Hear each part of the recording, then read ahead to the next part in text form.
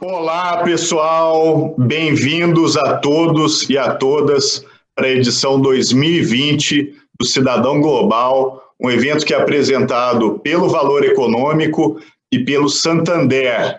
Eu sou Ronaldo Lemos, estou muito feliz de estar aqui com vocês hoje, e o projeto Cidadão Global, ele tem por objetivo, gente, reunir expoentes nos mais diferentes campos do conhecimento, líderes empresariais e cívicos, para promover um diálogo que inspire as pessoas para criar as mudanças que a gente quer ver refletidas no mundo em que a gente vive, no mundo em que a gente vive. É um evento que traz sempre grandes nomes, né? Então, em edições anteriores, a gente teve a participação do ex-presidente dos Estados Unidos, o Barack Obama. No ano passado, a gente teve junto aqui no Teatro Santander, com o historiador israelense, o Yuval Harari, autor de livros que são sucesso no mundo inteiro, e o biogeógrafo americano Jared Diamond. Eles são personalidades, gente, que contribuem para o debate dos temas mais candentes do mundo que a gente está vivendo. E na edição desse ano, que acontece nesse momento oportuno, né, para a gente fazer reflexões sobre o que a gente tem vivido nos últimos meses, e especialmente no momento em que a gente está vivendo uma tragédia global, né, uma experiência que ninguém imaginava que seria possível nem nos livros de ficção científica distópica, né, é um momento crucial para todos nós. E a expressão cidadão global, ela explica perfeitamente por que o mundo se viu paralisado com a eclosão da pandemia. Só 3 meses, só para vocês terem uma ideia, 3 meses depois da primeira detecção do vírus na cidade chinesa, o vírus já tinha se espalhado por basicamente o mundo inteiro. E é curioso porque no ano passado, eu passei muito antes desse problema acontecer, 4 meses na China, e eu viajei pelo país todo, inclusive para registrar a revolução tecnológica que o país atravessou, né, e conseguiu conquistar, mas muito antes dessa ideia de pandemia começar a acontecer. Então é interessante ver como é que utopia e distopia convivem ao mesmo tempo, né? E o coronavírus, ele acabou impondo a interrupção da vida social como a gente conhecia e mudou completamente hoje a ideia de globalização. Mesmo a ideia de viajar hoje para o exterior, sobretudo, parece algo quase impossível, né, nesse momento. E mudou também o trabalho, os relacionamentos, os deslocamentos, as lógicas, né, de geração de riqueza e, obviamente, a digitalização, ela se acelerou radicalmente. Então, para a humanidade, é vital a gente entender e aprender com as mudanças que vieram com a pandemia para fazer essas transformações, inclusive, que vinham num ritmo mais lento, né? E até por necessidade acabaram sendo aceleradas. Então, gente, eu espero que com este encontro aqui a gente tenha a inspiração necessária nesse momento tão importante para todo mundo. E para isso, nada melhor do que a gente ter convidado 2 mulheres extraordinárias e que muito em breve todos nós vamos conhecer melhor. Mas antes disso, eu queria convidar para fazer a abertura do evento o Sérgio Rial, que é o presidente do Santander Brasil. Sérgio, muito obrigado e seja muito bem-vindo. Eu que agradeço, Ronaldo. Muito obrigado. Bom dia a todos e a todas por estarem aqui hoje conosco, nessa quarta-feira. Queria também dar o meu special welcome, né, tanto a VIOLA DAVIS quanto o Nobel Prize winner ESTHER DUFLO. Quer dizer, it's very good to have both of you attending.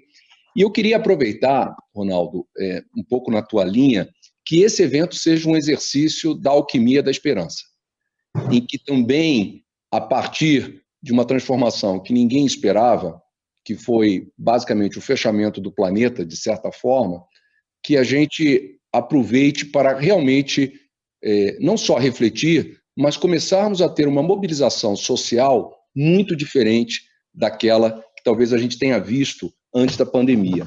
E aqui vão algumas reflexões, muitas delas já debatidas, até trazidas. A primeira, um grande evento que faz com que haja um retorno à casa, tanto do homem quanto da mulher. Então, todos fomos para casa de uma certa forma, e isso fez com que a gente, de alguma maneira, se reconectasse com algumas das coisas que talvez o dia a dia do modelo industrial tivesse nos afastado. A família, o filho, a mãe, o pai, os amigos, e talvez o mais desafiador, o hiato e o silêncio. Tanto que a eclosão das lives, de alguma forma, vem para preencher o vazio existencial de estar em casa e se ver obrigado a pensar e refletir. A gente vem numa década em que a reflexão ficou um pouco à mercê, né? Nós vemos, pela própria eclosão das tecnologias e das redes sociais, a proliferação de axiomas, né? de opiniões que se tornam verdades absolutas, contra as quais fica difícil até ter energia para poder combater. Então a gente se vê de uma hora para outra dentro de casa, tendo que claramente trabalhar totalmente desestruturado, comunidade, como casal, comunidade familiar, e fazemos com que a gente tente ser produtivo. E a primeira, eu diria, reflexão que começa a existir pós-pandemia é que a verdadeira criação acontece na interação humana. E a interação humana, por maior e mais fácil que seja através da tecnologia, a linguagem corporal, a presença física tem um valor inestimável. Então, nós, como espécie humanas e como mamíferos que somos, nada mais cabal ficou definido pela pandemia que, em algum momento, somos mamíferos, sim. E isso faz com que a forma de nós vermos a criação comece a ser repensada. A tecnologia não gera criação. Ela facilita a criação, mas não necessariamente gera criação. A outra coisa que a pandemia traz, nessa reflexão que você falou, Ronaldo, é a interdependência humana. Falar em global, e a gente viu um movimento muito claro contra a chamada globalização, como se o planeta pudesse ser definido em local e global, ficou claro que nós somos altamente interdependentes, não só na questão como espécie, e ficou claro a nossa fragilidade como espécie humana, e que sirva também para fazer com que a gente reflita que, sim, fomos capazes de domesticar o planeta.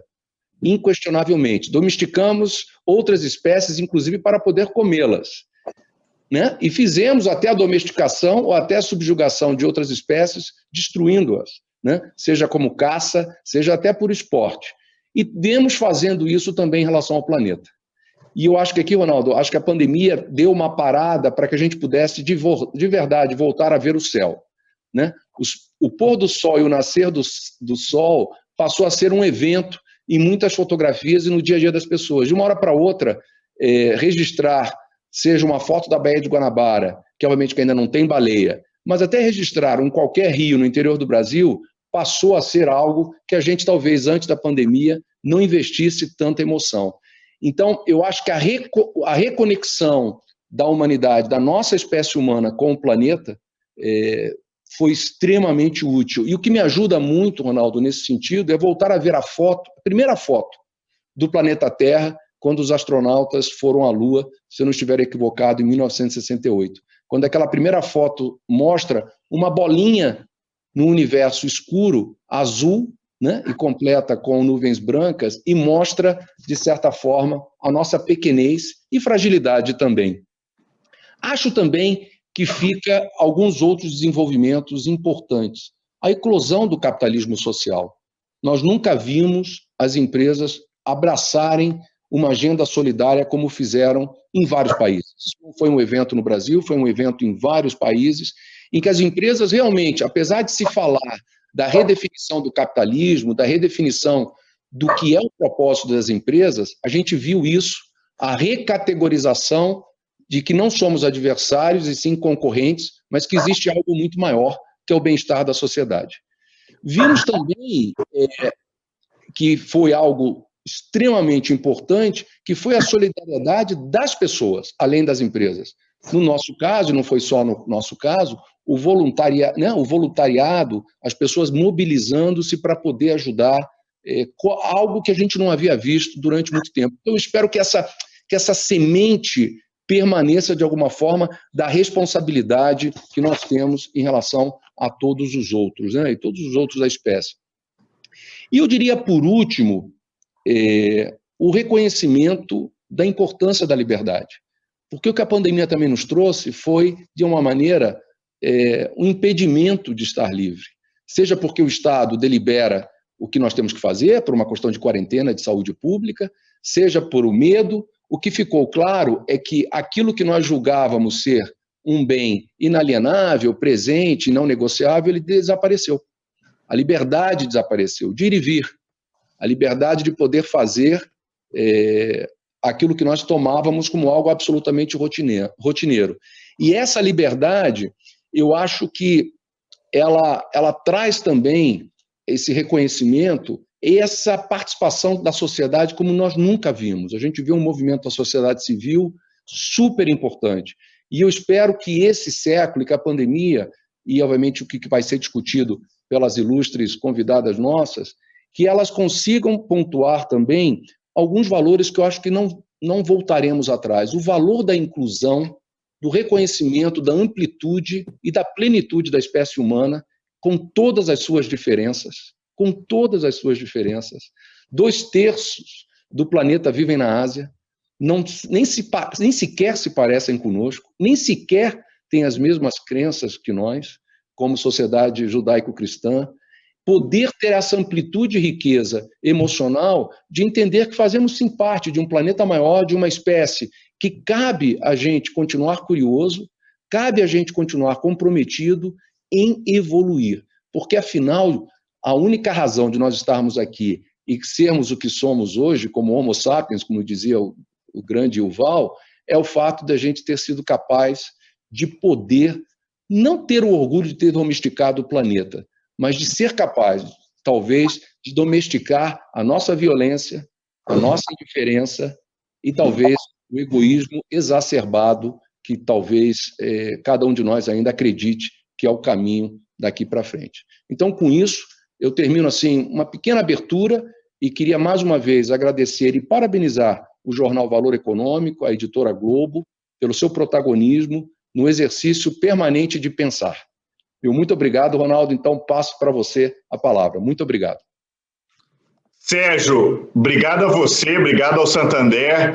E do que você falou, né, solidariedade, liberdade, eu acho que são recados importantíssimos. E eu gostei especialmente do que você falou de olhar para o céu. Durante a pandemia, eu fui uma dessas pessoas. Há muito tempo eu não tinha o tempo de poder olhar para o que estava acontecendo no céu. Baixei até aplicativo para poder acompanhar os eventos celestes, e foi um espetáculo, né? Tem sido um espetáculo, tem cometa, tem Mercúrio que apareceu, então é realmente impressionante quando a gente olha para a natureza com interesse, generosidade e curiosidade. Então, gostei muito do que você falou.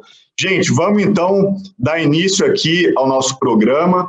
De agora em diante, vai funcionar assim. Primeiro a gente vai ouvir a exposição da nossa primeira convidada e, ao final da fala dela, eu vou fazer uma conversa com ela. And Esther, thank you so much for being with us. I'm going to call you in a few seconds, so hold on. A nossa primeira convidada é nada mais, nada menos do que a mais jovem ganhadora do Prêmio Nobel de Economia. Aliás, ela é a segunda mulher apenas que conseguiu esse feito.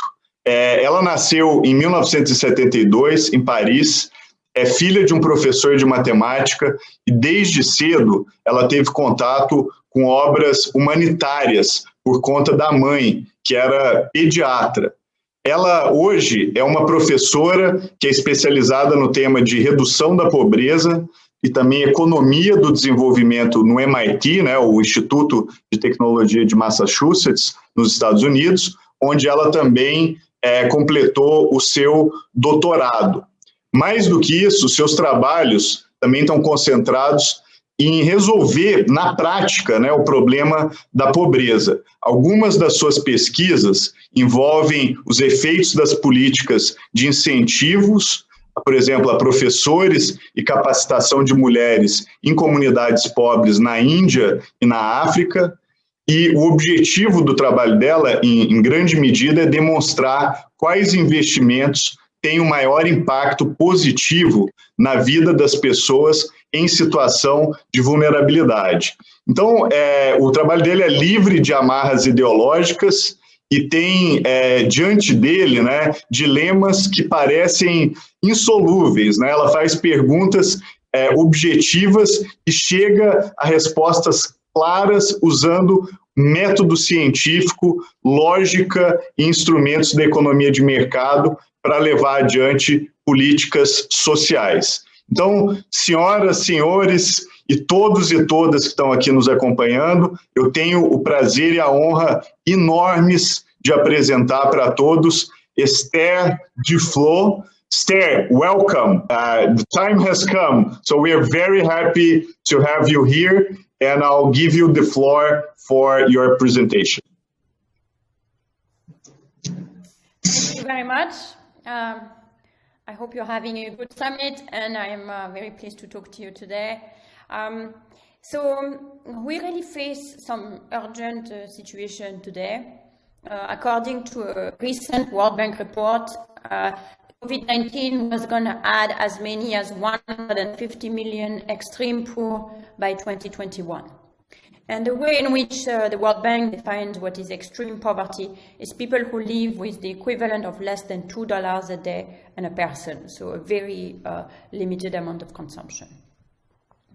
The other countries, and in particular the countries in the OECD, have a major responsibility to avoid this outcome. And up to now, they have not risen to the occasion. So there is really an urgent sense that even as the countries in Europe, the countries in Latin America and North America is about to undergo a second wave of second or third wave of COVID right now, we have to rise to the challenge of helping the poor country deal with these issues. Unfortunately, the COVID crisis didn't come in a vacuum. It came in a general situation that around the world was a little bit tense politically. And in particular, it came in a situation where there was a big decline in trust in government worldwide. So, for example, the OECD again computes the average trust in government and shows a big decline in trust in government between 2006 and 2014, where at the lowest point, only 35% of people were trusting government to address their problem. And with this decline in trust in government has come a limited capacity for governments to address some of the big issues that they have to address. I should say it's not just the governments that have lost their credibility. Some of the least trusted people are economists, and I am one of them. So it's not just government that are not trusted. The least trusted people are politicians, followed immediately by economists. Only 25% of people trust economists about their own field, so you shouldn't necessarily trust me.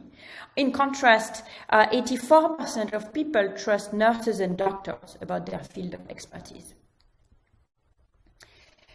Unfortunately, it's very easy to treat governments as punching bags because governments tend to solve the problems that the market has not been able to solve by themselves. For example, it's government that has to put taxes so that there is some redistribution in the country and social insurance, but nobody likes to pay taxes. If we want to fight climate change, it's government that has to impose, for example, restriction on what can be done in the Amazon, and no one likes restriction.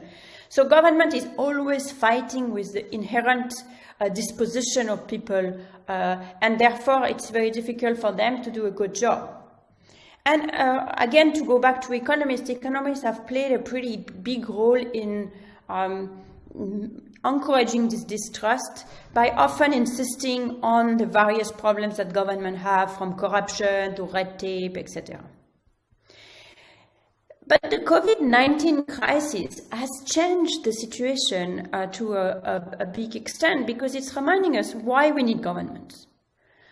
For example, when people start having to wear a mask, that's not something that's mainly beneficial for themselves, because by wearing a mask, I don't really protect me, I mostly protect you. So wearing a mask is an externality, it's a behavior that is beneficial to someone else. And it's otherwise quite unpleasant, so people might not want to do it. It's even stronger when you have to shut down your business, for example, when countries have imposed lockdown. It's not something that anybody wants to do. It's something that needs to be imposed for the good of the community. But beyond that, governments are also the only one that can get ready, for example, for a massive vaccine effort. So even if there is a vaccine developed, there will be a need to manufacture it on a very large scale. We need to have investments prepared for that way in advance, and no private sector can do that without the support of the government. It's also only governments that have the capacity to borrow enough money to have a large economic rescue package that will salvage the economy in the middle of COVID-19 crisis. So it's really a make or break moment for government, because on the one hand, many people really resist the restrictions. So you've seen in France, in the US, even in Germany, demonstration against wearing masks, and a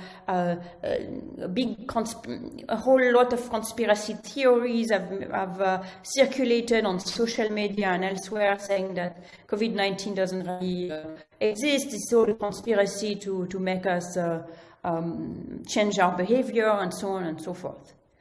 So if the government there is a substrate, there is a possibility that people will actually become even more against the government because they are against those restrictions.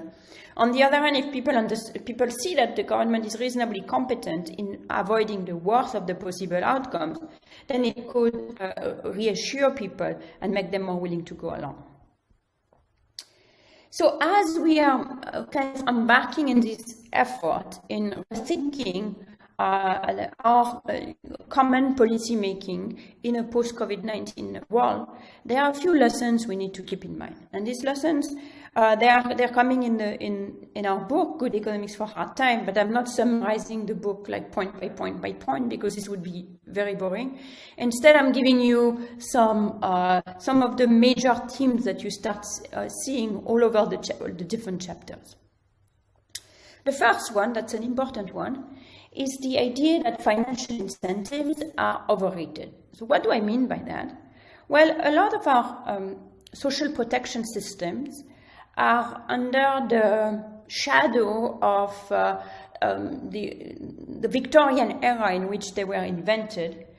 So there is a lot of suspicion of anybody who needs help, that why do they need help? Maybe they are lazy, or maybe if they're not lazy, the very fact of receiving welfare will turn them into lazy people.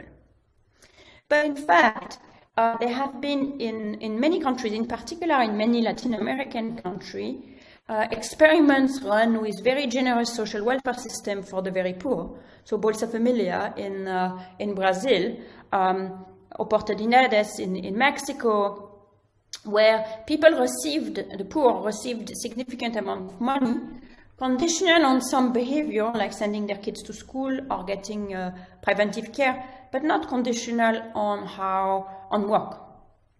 So if receiving money really made people lazy, then we should have seen people who got this help to start working less. But in fact, you don't find any of that. There is absolutely no evidence of that whatsoever, and it's been evaluated in many randomized controlled trials. So you have really very strict, easy comparison that shows that it's not true that someone who gets Bolsa Familia starts working less, for example.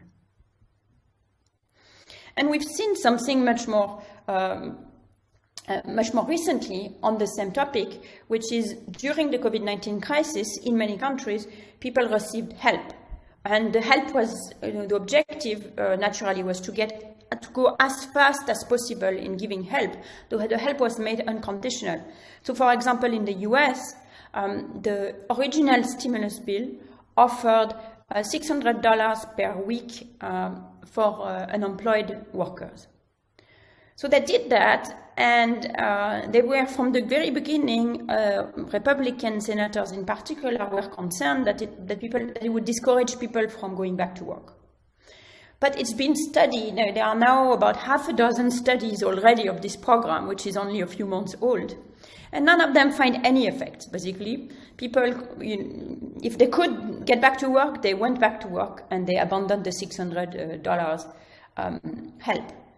People very much prefer to be working and earning money than to not earn money and get unemployment benefits, because they know that it's not the same thing as to be a productive member of society. Unfortunately, even though I think the economics profession is now slowly coming to the realization that we can help people financially, it doesn't make them lazy, so it's not very costly. These ideas are very hard to root out. So in the US, from the beginning, as I was saying, the Republican senators were worried about that. This program that gave $600 unemployment insurance per week was allowed to lapse at the beginning of the summer, and it's not been replaced by anything. So now people who lose their job because of COVID are just going hungry. In France, the president recently spoke on television and said that they were not going to become more generous with these very minimum income support programs that we have, because that would prevent people from going back to work, again, without the slightest evidence that it is the case. The second lesson is that the economy is much more sticky than we think. So economists and policymakers tend to assume that, okay, there are various crises that happen in an economy at every point. The COVID one is unique because it hits everybody at the same time. But usually some people some cities get hit by a shock and some other city doesn't get hit, or some sector gets hit and some other sector doesn't get hit. And people are able to shift from one to the other relatively seamlessly. And this is the main force behind the adjustment to this kind of economic shocks. But unfortunately, what we are seeing in the last several decades is that it's not the case. So, first of all, international migration is much, much lower than the anti-migration movement in the US would have you believe. Very few people, in fact, leave their country, even when it's relatively easy and the borders are open. Second of all, even within countries, people who are hit by shock in their regions are very resistant to move elsewhere. For example, in the US, the inter-county mobility has been divided in two between the late 1940s and today. So today, the chance that someone will leave their county to go to the next county for work, for example, in any given year is only 3.9%, so something very small. On top of that, the COVID crisis has been disastrous for migrants in the South and in emerging economies. In places that have put lockdowns, the migrants found themselves in the middle, caught in the complete middle, with nothing planned for them. That's true, of course, internationally, where suddenly people were, losing visas or were unable to reunite with their family. But it's even true inside countries. For example, in India, the universal lockdown was announced with a few hours of warning, 4 hours of warning. So the migrants who go from the countryside to the city lost at the same time their job and therefore their earnings, their place of living, because most of the time they sleep where they work, and any hope to access government financial help, because that was attached to the villages where they came from. So that means that even now, as the Indian economy is reopening, for example, migrants are very, very reluctant to go back. And in the southern states where the people are trying to reopen their factories, they've been trying to bus workers from West Bengal or from other poorer states in the northeast to encourage them to come back. But they are very resistant to do that. So we used to live in a sticky world, and we are going to live in an even more sticky world, which is going to make any adjustments necessary in a new post-COVID world even more difficult. The last lesson that I want to kind of present to you for today is the idea that preferences are not cast in stone. So what are preferences? Well, these are your tastes, you know, what you like, what's important to you, your values. And for economists, preferences are usually not something that we like to think about. If someone likes to have their house very warm in the winter and cold in the summer, then that's their preferences, that's their taste. We don't discuss that. We look at someone with this taste and we see, you know, if the prices of the electricity goes up, is this person going to use less heat? But in fact, research in psychology, research in sociology shows us that preferences are themselves flexible. They are themselves the result of our economic environment.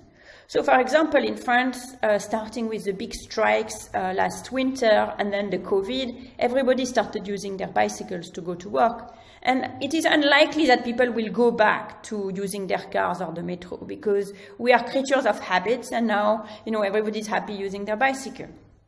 So that means that any change in behavior that is prompted by either by COVID crisis or becomes necessary because of to prevent the climate catastrophe that's right around the corner, or to change the way that we trade with other nations, is possible. This is not something that is going to be incredibly difficult for people to adjust to. And this has two consequences, and I want to finish on two ways in which we can take advantage of the COVID-19 crisis. The first one is that there could be a new urgency on climate change. So it's not just the COVID-19 crisis, it's also the fires in California, where you suddenly saw, you know, pictures of San Francisco under an orange sky. I'm sure you saw them. I think what the COVID crisis may have done is to remind us that sometimes the catastrophe that experts are warning us are right around the corner do happen.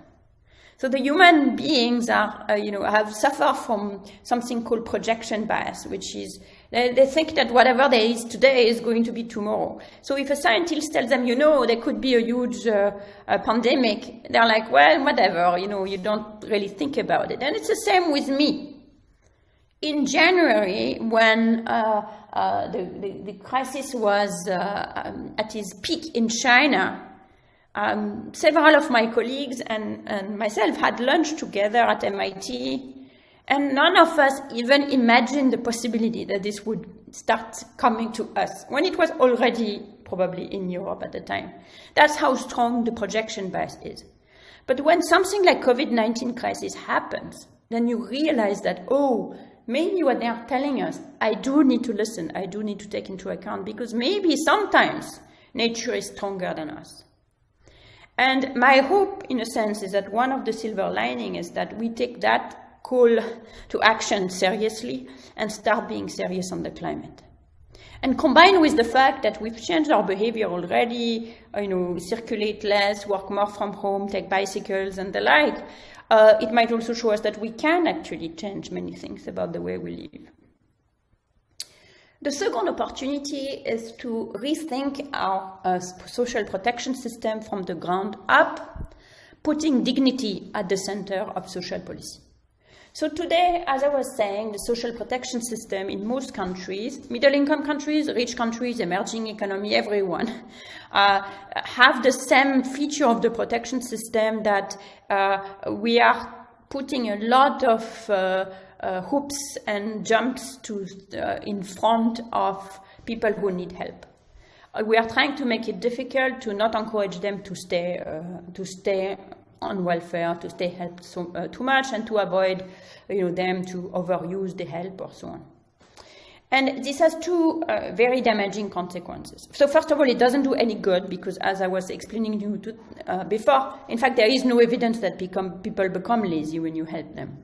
Second of all, it has two bad negative consequences. The first one is for the people themselves who need help. It robs them of their dignity, makes them significantly unhappier than they should be, and I think has contributed to the rage that you see in the US, for example, and the violence and the the xenophobia and all that. Secondly, even people who don't need help are terrified that they might one day need help, because then they would be treated in this way and they would lose their dignity. And that makes people extremely reluctant to embrace change or to even admit that there might be a need for change. But economies keep changing and shocks keep happening, and we need to be open to the change.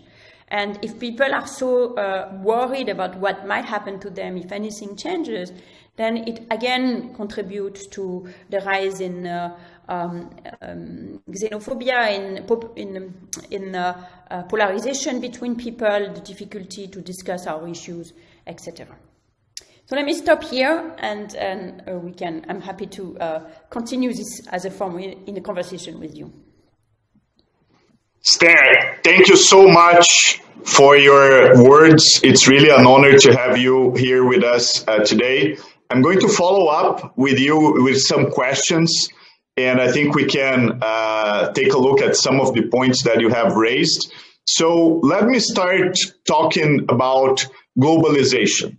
So globalization was pretty much in trouble much before the pandemic, right? So the open system of trade that had dominated the world economy for decades had been damaged by the financial crisis.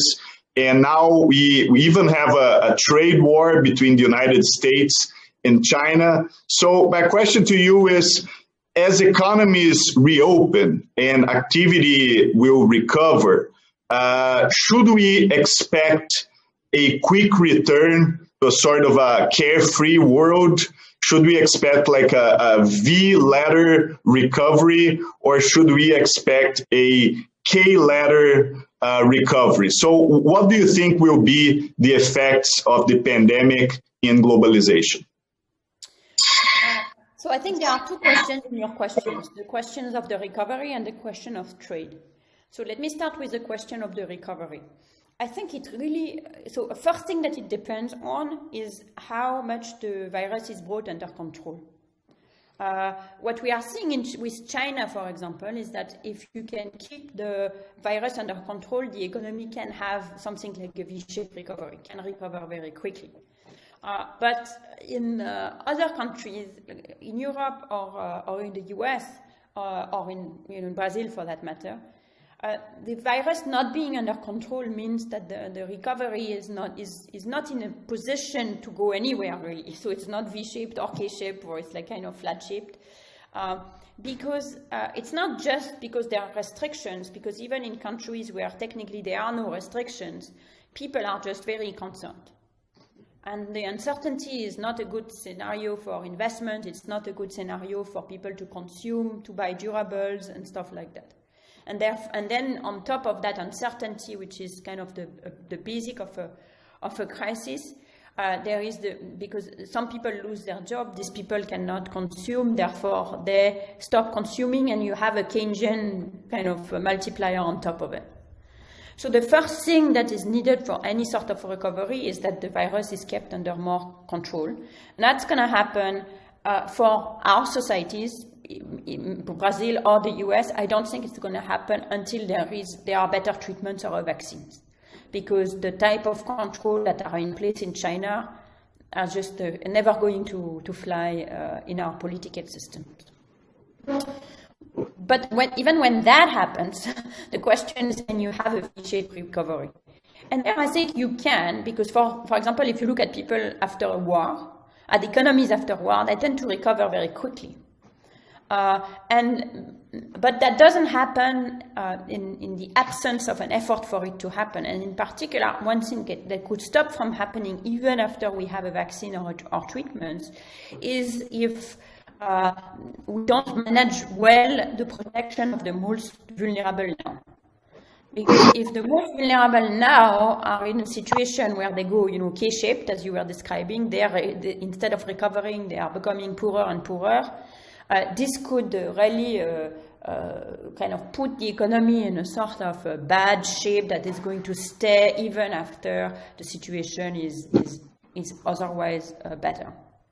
Now for trade, so at least in France, I've really heard many people saying that this crisis was there because of trade in the first place, and that we should now grow things at home and produce things at home and try to de-integrate. And as you were saying, there was a lot of grumbling against trade even before, due to the very legitimate concern that it really increased inequality everywhere. But to be perfectly honest, I think trade has nothing to do with this crisis. That it's about the movement of people, but it's not so much about the movement of goods. And I think very quickly people will take that into account. In fact, without trade, we would be in very poor shape. Like without trade, who would produce the masks that we are wearing in France? They all come from China. So the moment that the Chinese had the health situation under control, they started producing again, which was really extremely important to get, masks and ventilator, etc. So in a sense, things have already restarted. I think one thing that might change is people having realized that it's dangerous to have a supply chain that relies so strongly on one particular place, not just China, but like one city in China is producing all the ball bearings of a particular size. One city in China is doing, 20% of the t-shirt of all of China, etc. So if that place has to shut down, then that creates a huge problem in the supply chain. So I think there is at least going to be an effort to distribute the supply chain more widely. And this could be an opportunity for countries like Brazil, because otherwise it's pretty hard to fight with China, because they have such a strong hold on the international trade scene, and any new entrant must establish a reputation and stuff like that. But now there is going to be much more of value to have a more diversified supply chain, and therefore there might be a chance for new entrants. Vietnam is trying for sure, Cambodia, but I think larger economy like India and Brazil have also an opening there. Thank you very much, Esther, and I'm glad you mentioned the case of Brazil. So another question for you is that we're basically living a world with a shortage of leaders that actually understand the benefits of international economic integration. And as we are talking about leadership, do you think the pandemics can basically start a sort of a new chapter in the globalization process, one that basically includes or emphasizes ideas like solidarity and international cooperation beyond economics? Until now, I've not seen much trace of that. I mean, it's unfortunate during the pandemic,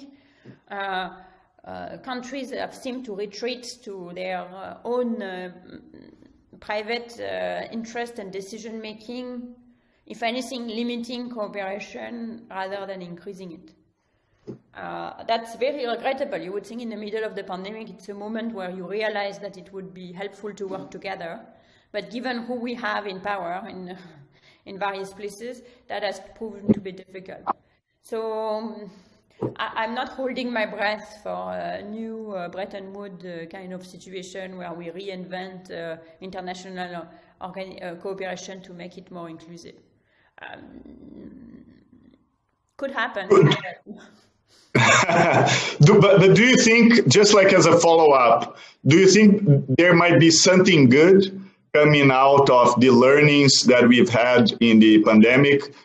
Is there any leeway for a sort of a positive turn in regards to politics and the way that governments actually look to participate in globalization?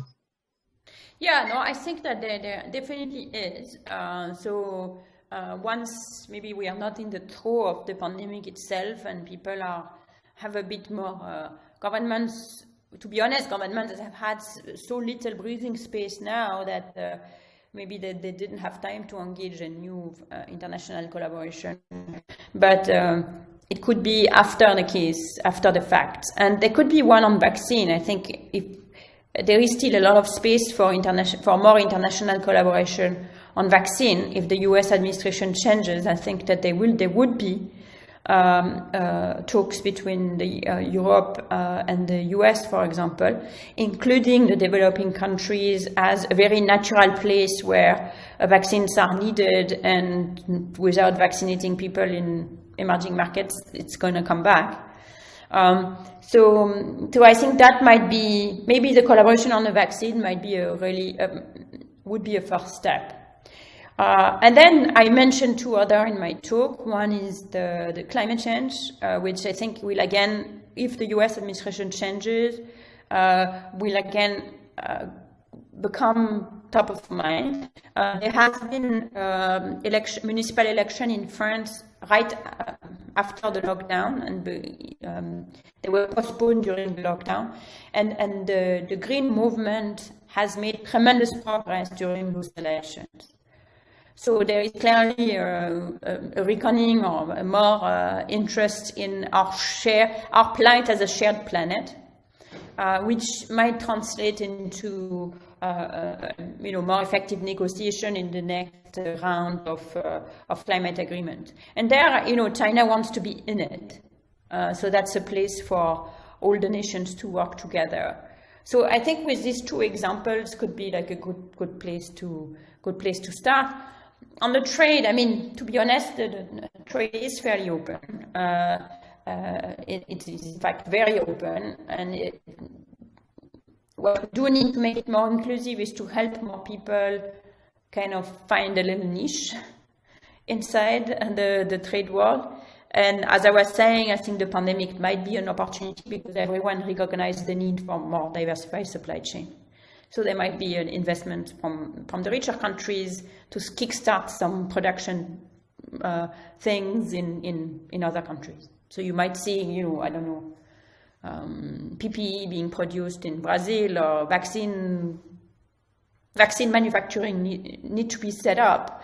And India has a lot of places, has a lot of capacity, and they can enter that in a big way, and so can a place like Brazil, or a country like Egypt, for example, or Ethiopia, who are waiting to, who in a sense have the labor force, have the investments, just waiting for their day in the sun.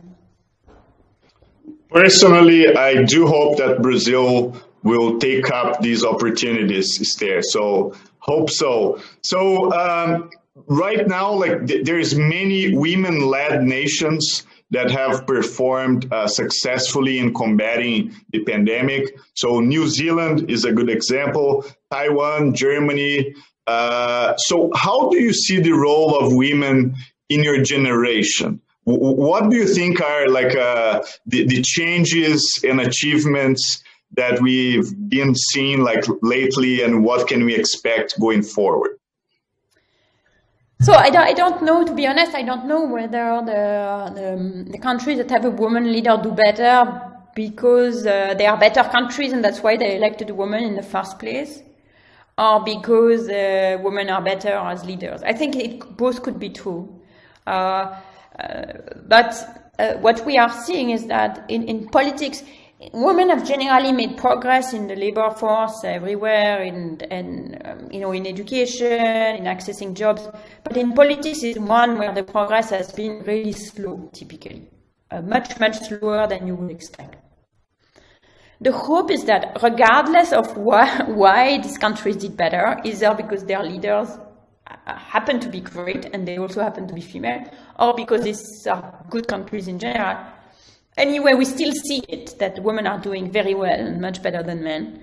And I think that hopefully it will be a role model, both for citizens to feel that they can vote for women, that women will be competent, and to kind of get over their discrimination, voters' discrimination against women in politics. And second of all, it will also be a role model for young women to get into politics, saying that women can win and they can do a good job, and there should be more women in politics. And Esther, I have a friend that likes to say, no one wins a Nobel Prize by doing what other people tell you to do. So you won a Nobel Prize, and I'm sure you had to face quite a lot of barriers, right? So I would like to know a little bit of your story. What did you do in terms of formation and basically not following what people tell you to do to actually get the prize? No, that's a great saying. I think that's true, that the Nobel Prize is recognizing across fields, not just in economics, forging a new path and hopefully finding people who follow in that path. So if you only do what other people tell you to do, then you can become really, really good at what you're doing, but then you wouldn't get a Nobel Prize because you have to do something that someone has not done yet. So it doesn't have to be rebellious. It can just be just doing something slightly different. So in my case, I think where it came from is that, so I grew up in a family of academics. I think I overheard you said my father was a math professor. My mother was a doctor. And my mother actually used to spend a lot of time in El Salvador because El Salvador was in the middle of a civil war, and she was a pediatrician. She was trying to help the kids in the civil war. And when she came back, she kind of always told us about this is the role that we are playing, is to let her go to help these kids. And it really put in me this big question of what more can I do? Like, what's my responsibility? I was so lucky to be born in this academic family, going to good school, being a good student, finding everything pretty much easy. And I could have been born in the middle of a civil war in El Salvador. And how am I going to repay this huge debt to Providence, or to the world, or to God, whatever you want to present it? So I was very much looking for that path and for a chance to make a difference. And I didn't find it immediately. I didn't really know what to do. I did like to take my time to get to the right answer. So I didn't really want to be in action or to be a politician, because I felt I would have to make decisions without knowing if it's a good one or a bad one. And then finally I discovered economics when I spent 1 year in Russia, and I discovered economics, and in particular the role that economists play in helping decision makers. And I thought, oh, that's good. I can become an economist. I can really try to understand the problem of poverty, try to come up with good solutions, and then find policymakers that I can share this with, and hopefully they'll do something with it and run with it. So that's kind of how I arrived at economics, and therefore once I started doing economics, I knew exactly what I wanted to do. And even though at the time nobody was really doing poverty development, it was not the fashionable thing to do, it was more like macro, finance, I knew I was not interested in that, and I knew why I'd come to the field. And it gave me a lot of clarity to push my agenda forward without being ever concerned about whether this was going to be the best to find a job or something like that. Yeah, that's great to hear about your story and your trajectory, in the direction of such important causes. You have a phrase that basically you say, poverty is invisible, huge, and we don't know how to deal with it. And in my view, this is a very simple but powerful definition about the challenge, about how to tackle poverty and inequality. And in your work, you basically brought a lot of practical ideas on how to start dealing and solving the issue of poverty. So basically, Brazil, for instance, is a very unequal country and one that has this challenge as of now. How do you think we can put together concrete political and economical steps in order to fight against poverty effectively? The way we go about it in Poverty Action Lab is we try to break the problem into many, many, many little problems. So another phrase that we have is no silver bullet, many silver pellets. So basically take the big problem of poverty and break it into much more manageable issues that you can, that are relevant to the context and you can actually address very scientifically. So for example, if you take Brazil, there are different problems. One problem might be that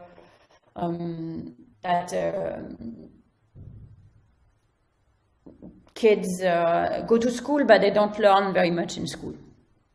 Okay? That many kids go to school, but the test scores are very low.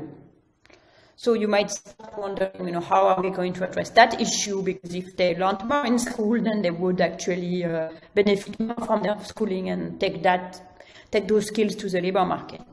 So how do you address that? And then you can start asking yourself, what are various things that you could do to improve the learning level in schools? So some people have proposed putting computers, some people have proposed having a more individualized teaching, some people proposed, could propose having smaller class size, whatever is people's recommendation, you can put it to the test and test it with the rigor of a randomized controlled trial.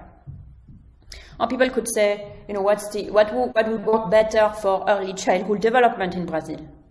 And then people might have different ideas. Again, you could test them. So that's how we go about it, to give kind of relevant, context-specific solution. And I think there is a lot of demand for that in Brazil. For example, I have a young colleague who did an experiment with mayors, with the big mayoral association. And the mayors were invited to a big conference where they discussed things about how to manage their city. And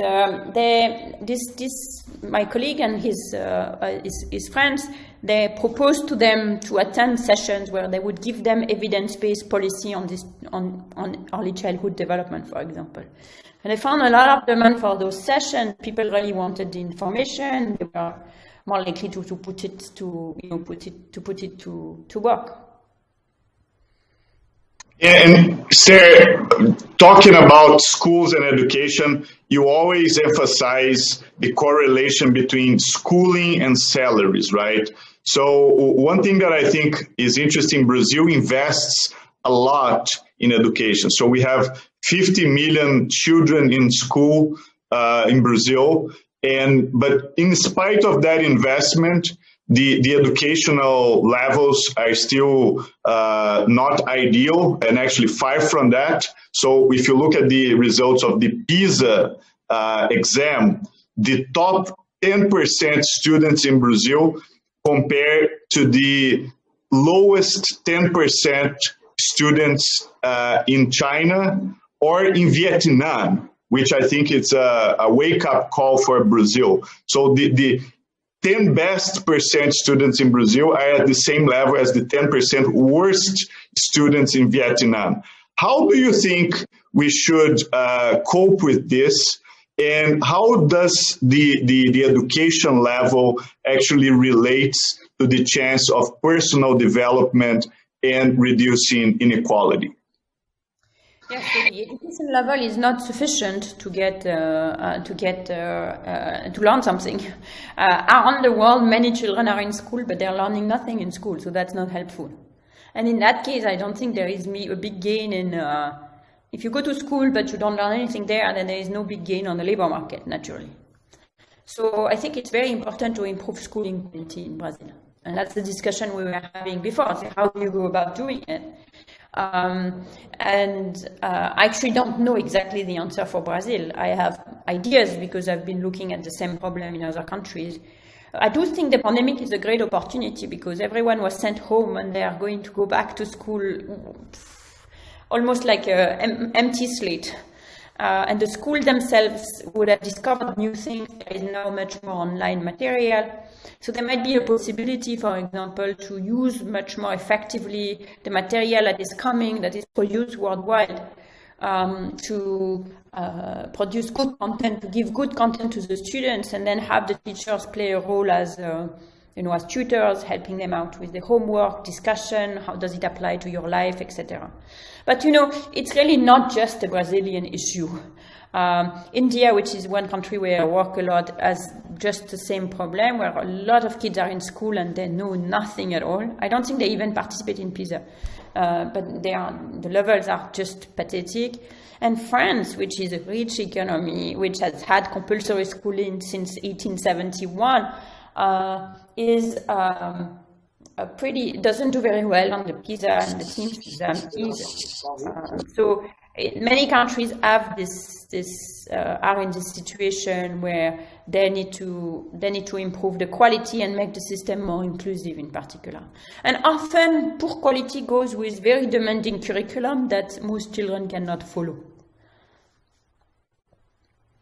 Very good points. And another question I have for you, we live in a world in which technology has become central. So we talked about the Chinese and United States trade war, and technology is at the forefront of that.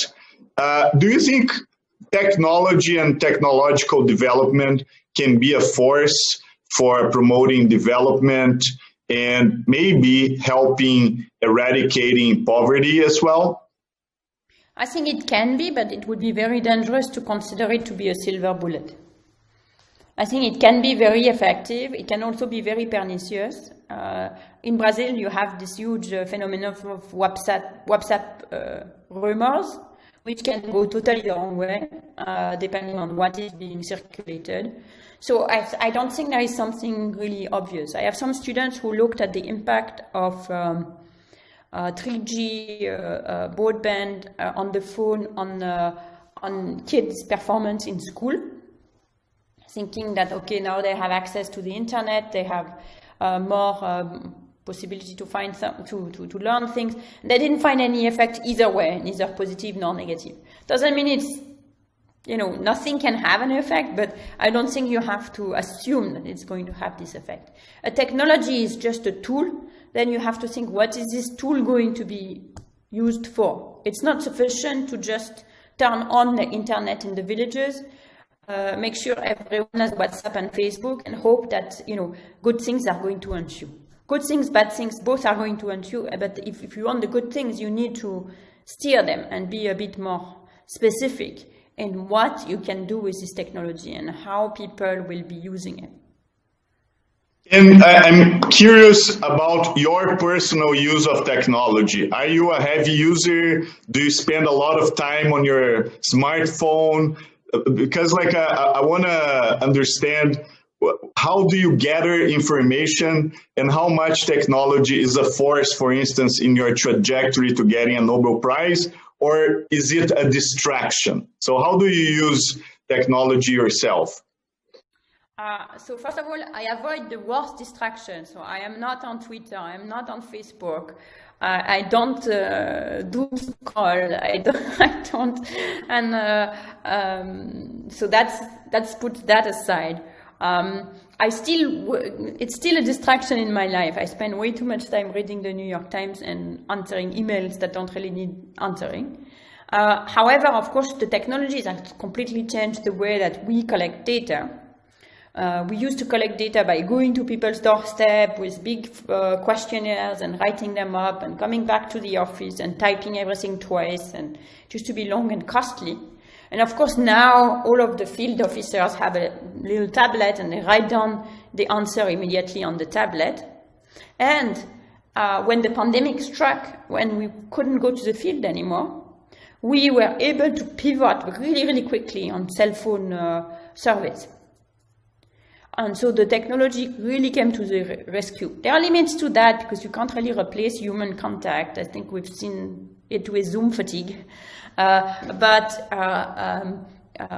clearly technology has played an enormous role. Another way in which it's played a big role is you can see that the governments now are sitting on a lot of data that can in principle be useful to help their people. And before, this data used to be collected by hand and sitting in giant pile that would go all the way to the moon in people's offices. And now the data is actually digitally recorded. Usually the field worker have laptops or cell phone in their hand and record the data digitally. Even today the government still don't use the data, but at least they could. And in fact we have an initiative to help them do that, and therefore to provide this very fast outcome that can help beta test policies and get the answer rapidly. So that would be a big change. Yeah, I personally like a lot this data-driven approach for public policies. And I think the work you've been doing demonstrates a lot the need of evidence in terms of building public policy. So you have two fascinating books, Poor Economics and Good Economics. Good Economics is quite new, right? It was published like last year. Can you tell me a little bit about the main ideas and whether there is any of the ideas when you published the book that you had to review after we've been living in the pandemics like we are right now? Anything that you said, oh my gosh, this has changed completely. So what can be seen as that in the book release? So the full title of the second book, the most recent book, is Good Economics for Hard Times. And in fact, it recently came out in Brazil, so people in Brazilian, Portuguese, so people should read it. But the title is For Hard Times, and the book was published in November in the US, and then in March in France, and in this autumn, in this September in Brazil. So you can see the times have only become harder. So in that sense, of course, we were not predicting the pandemic, but I think a lot of the insight we had in the book remain very much valid. In fact, sometimes it's a bit scary how because those insights were not related to a particular very precise moment in time. We were trying to isolate economic forces that are at play, and they came to be seen even more strongly during the pandemic. So some of the lessons that are in the book I already gave you in a way. This idea that the economy is very sticky, that's difficult for people to change from place to place. The idea that people are not very responsive to economic incentives, so you can be generous. You can also tax a lot. People are still going to continue to work. The idea that, our warning about we need to do something about the climate now and we need to change behavior, but it's possible. And we also have a long discussion about polarization, xenophobia, race conflicts, which I think has a lot of things that's relevant to Brazil today.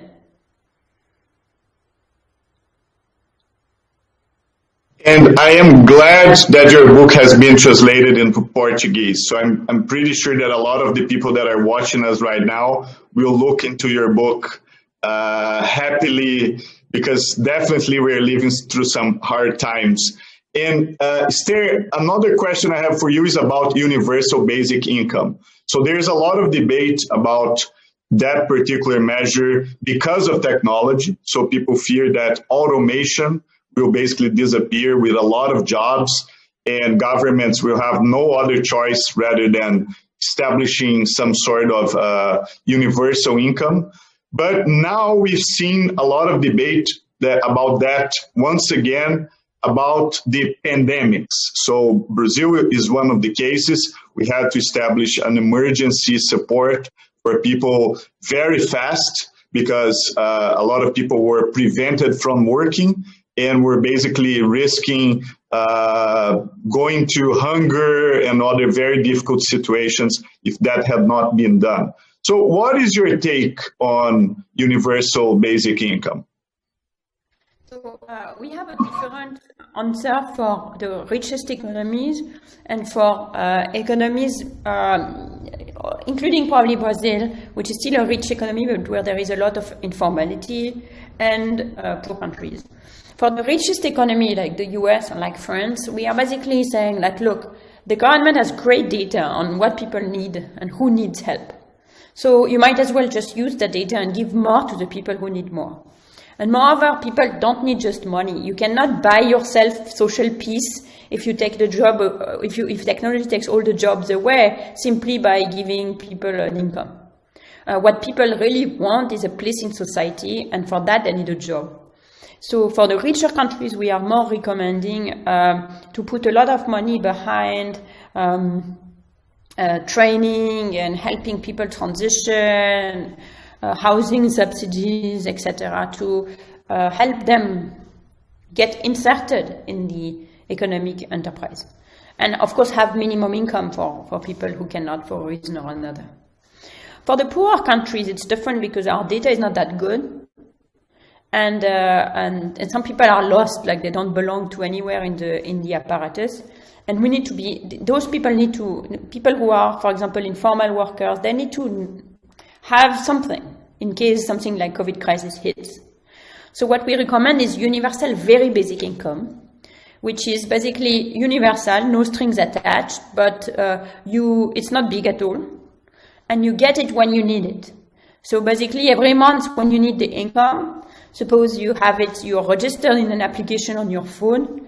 Every month when you type the income, you need to type, many things many numbers to make it a little bit complicated, make it clear that you really need it for that month, and then you just get it. No questions asked. So if you had that system in Brazil, then it could have been activated really easily in the crisis. At a time where there is no crisis, people would typically not claim it. But at the time where there is crisis, they would claim it, and it would be available. So before the pandemic, we were recommending that such pipes, where people can use their phone to access emergency support and receive the money on their phone, for example, via bank accounts with an app on their phone. That would be in Brazil, or even in Africa, where most people don't have bank account. That could be electronic money wallet, and we recommended to have those pipes in place that should crisis hit, those pipes could be used. Unfortunately, for many countries, they were not quite ready, so it took some time to establish the infrastructure to do the transfers. But interestingly, in many countries in Africa, they were able to do it fast because they had, because a lot of people have this wallet, and because they were willing to just give it to university. Yeah, the case of Kenya is particularly striking because they have their digital money system called Togo. Yeah. Togo did it. Togo also has electronic money, and they put in place a program immediately. Yeah, I was very envious of that because in the Brazilian case, we didn't have any of those, and our payments are not that efficient. It's changing now, but we still have 30 to 40 million people that are completely outside the governmental databases. So it's the people that I call the invisibles, ungovernables. And I think that's a big challenge. So we are coming to the end of our conversation. I just would like to ask you for a final quick remark, any final message that basically you would like to convey to your Brazilian fans, readers, students. So I'm very sure that people have enjoyed so much talking with you. So I'll give you the floor for one final remark, Esther, and thank you so much. Yes, so everyone, these are difficult times. I'm sure your lives are being disrupted in many ways, but on the other hand, if you're watching it, you're probably quite lucky. If you have the time to watch it, and if you have the inclination to watch it, you're probably one of the fortunate. So ask yourself, what can I do? And don't get depressed by the fact that the problem seems so big. Just pick one slice of the problem and try and apply yourself to it with all your energy and your talent and your drive, and make some progress. That's what I've been doing since the pandemic in order to justify to myself my good fortune.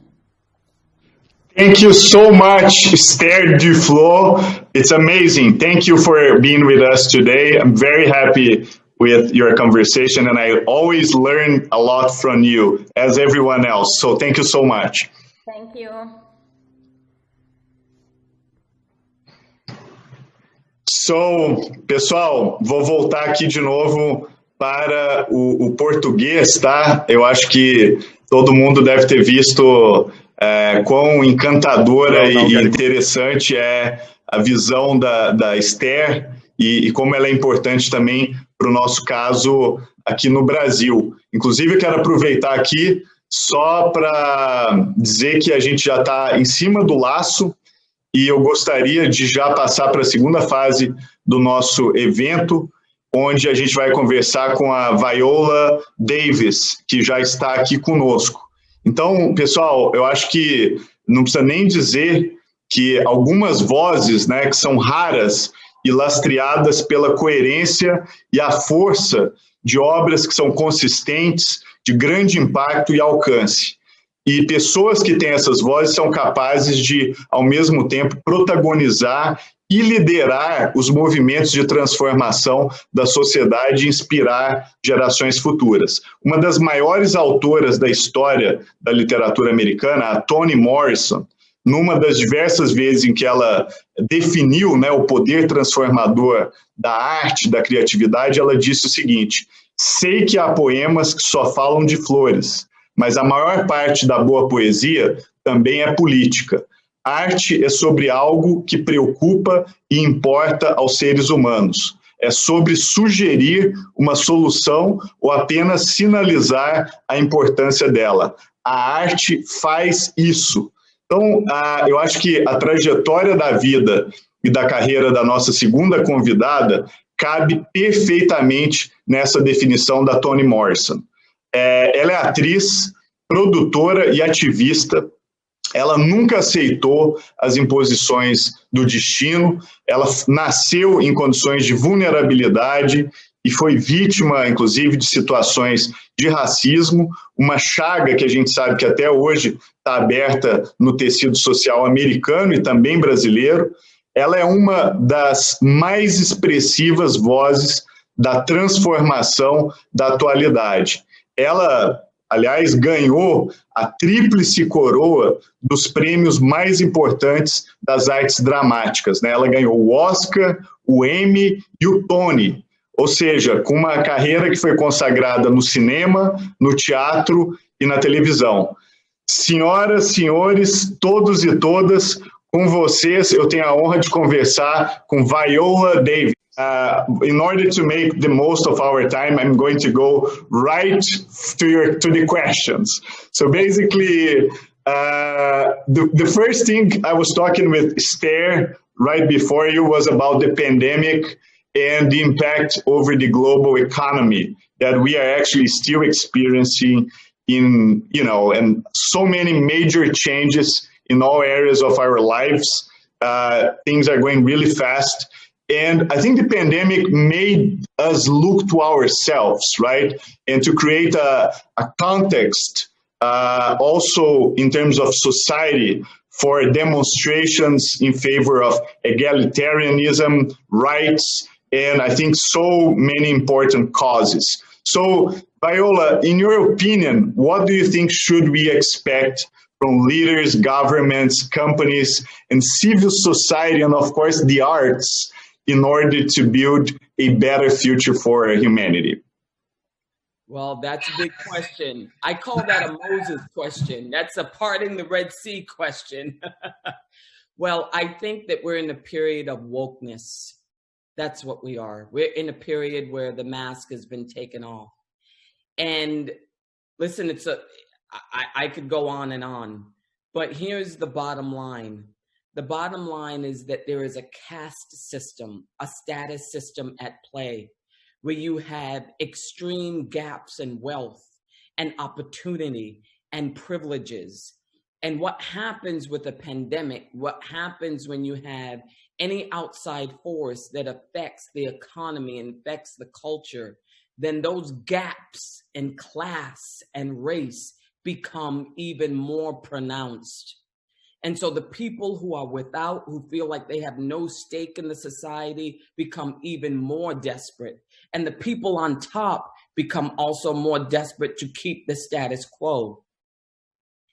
What I feel a leader is a hero.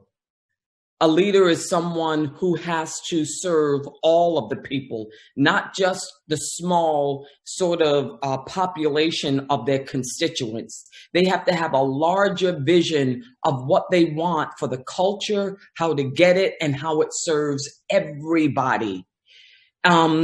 Because that's what we're facing today. Now we're waking up to the whole systemic racism of it all, and the fact the policies and the political policies and laws that have put in place that have kept us down and back for so long. And now that the pandemic has happened, it's even made it more pronounced. So the leaders that are out there have got to practice fairness. They have to put policies in place that help everybody. That's everything from housing to education to job opportunities, everything. Food deserts. That's a big thing in the United States. You know, you have huge populations that are living in communities where they can't even get fresh produce. You know, a famous American Congresswoman, Barbara Jordan, she was out of Texas, said this, that what the people want is simple. They want an America as good as its promise. And when you make a promise of life, liberty, and the pursuit of happiness, that's our country, then you have to live up to that affirmation, even if it costs you something. And I say that about everyone around the world, that it's time enough for the suffering of so many people in order to serve the very privileged few. That's what I feel like I want from a leader, a leader that sees everyone. Wow, and I think your message, you probably know it, is powerful not only for the United States, but also for Brazil. Yeah. So thank you for saying that. And actually, when you won the Emmy Awards in 2015, you gave this amazing speech that basically got everyone in the audience to basically stand up. The video, of course, went viral. And you basically said, the only thing that separates women of color from anyone else is opportunity. You cannot win an Emmy for roles that are simply not there. Yep. Would you comment on the importance of basically creating opportunity for people to achieve their objectives, their talents, and basically their vocations in careers and lives? How do you feel about that, especially today? If there is no opportunity, you are invisible. I'm going to say it again. If there is no opportunity or access to opportunity, you are invisible. I don't care how hard you work. I don't care how talented you are invisible without a conduit to literally showcase your talent, your intelligence, and your potential. Listen, there are life strategists who have a very basic notion, and that is that all the people with the greatest potential exist in one place, and that's the graveyard. Because if we don't create space for people to be able to live out their potential in terms of ideas, in terms of talent, in terms of intelligence, then you don't know that they exist. Listen, I mean, people say it all the time in our profession. They'll say, oh, so-and-so is so much more talented than so-and-so.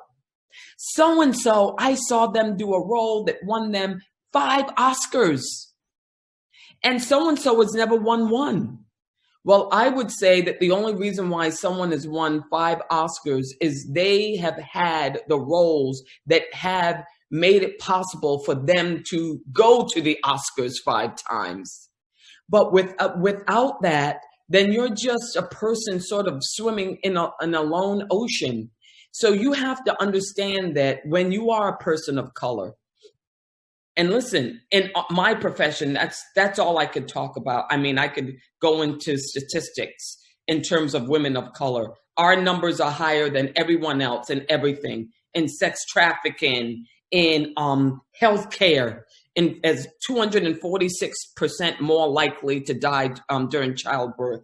75% of women of color are sex trafficked. We are highly more likely to be sexually assaulted than our Caucasian counterparts. We make far less in our profession than our white female counterparts.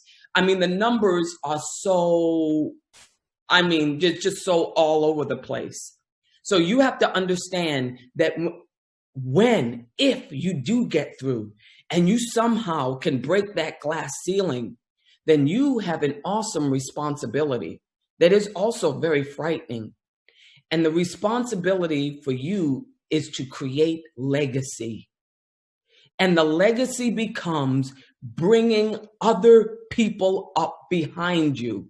And it's only through that diversification of talent and explosion of talent that change is made. You cannot be the lone wolf up there saying, I did so-and-so and such, because as soon as you get to a certain age or a certain point and you fade away, what else is there out there for the young actors who are coming up?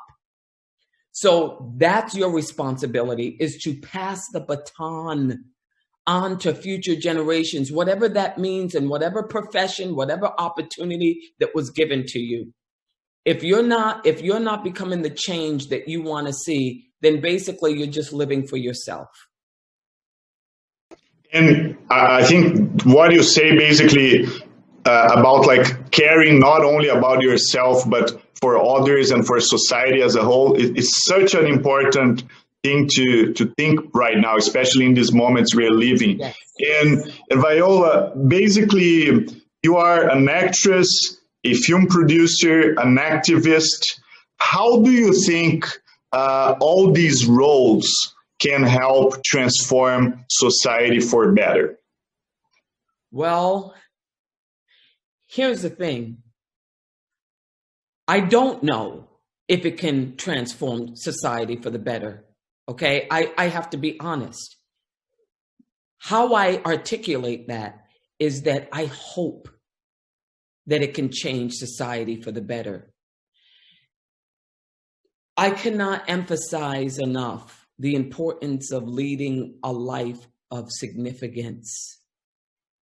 Okay, the famous saying, I say it all the time. It's Irvin Yalom. He's a famous therapist. And he says that it's only after the last person who has a memory of you dies that you will truly be dead. You know, so you have to understand that success only can fill you up so much. When you hit the top, all that's there is disillusionment. It's exhaustion. There is something about just living for you and your bank account that is strangely not fulfilling. So therefore, you have to lead a life that's bigger than you. Whatever that means for you, however small or big, you just have to believe that if you plant a seed, that it's going to grow, that it's going to mean something for someone. So that's what I hope. Now, also what means something to me is also my 10-year-old daughter, to be able to have time that I could spend with her, that I could pour into her, because she's also my legacy.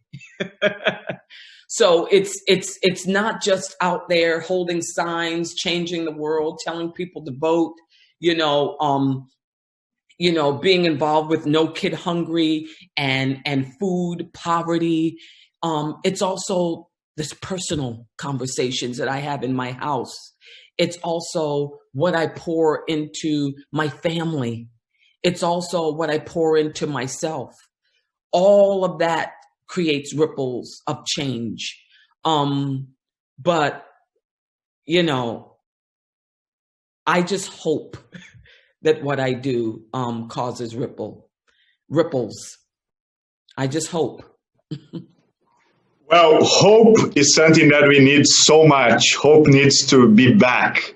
And I think hope is certainly a very valuable thing to have right now. And actually, after the very critical event of the killing of George Floyd, right in the aftermath, you basically decided to go protest by making a neighborhood demonstration with friends and family, camping out at Laurel Canyon Boulevard in Studio City. And I think that was extremely powerful. In a recent interview, when you talked to Vanity Fair magazine, basically when they asked you if you had ever protested like that, you said, I feel like my entire life has been a protest. Would you comment on exactly how do you feel about that, and also like about the whole George Floyd situation and how it's taking place in America right now? Well, George Floyd is just an example, a side effect of 400 years of systemic racism, 400 years of policies like Jim Crow, the Black Codes, slavery, the Middle Passage that had been put in place for years that people have just chosen to ignore. The 30 million people or so that died, people, human beings, not just slaves, people that died in the Middle Passage. The Lord knows how many number of people that have been lynched, that have died in the name of democracy and voting rights. Acts and laws that were put in place that dehumanized us. And the reason why we had to be dehumanized as people of color is it's the only way that the political system was going to work. And now it's a case of all of those decisions culminating into a massive explosion of the continuing loss of life. And now I don't even think that people sometimes see the microaggressions of racism. And I feel like there's always a boot to some extent being put on my neck, even metaphorically speaking. And that's why I feel like my life is a protest. Most of my protest actually happens in private, when I'm negotiating a contract, or when people want me for a project and are truly disrespectful in honoring my time, my presence, my past, my work. People who constantly make comments about the way I look, or people who always downplay my ability every single day, even when I was a kid, fighting other kids who were always calling me, you ugly black nigger, all the time, constantly. Okay? How my movies are seen every single day. It's not just during George Floyd and Ahmaud Arbery and Breonna Taylor. This is a culmination of our every single day. Okay?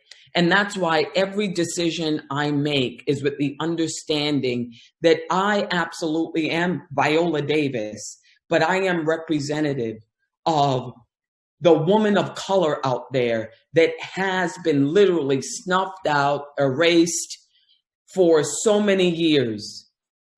And that's why I always make it a point that I reject everything that has ever been said about me. Everything.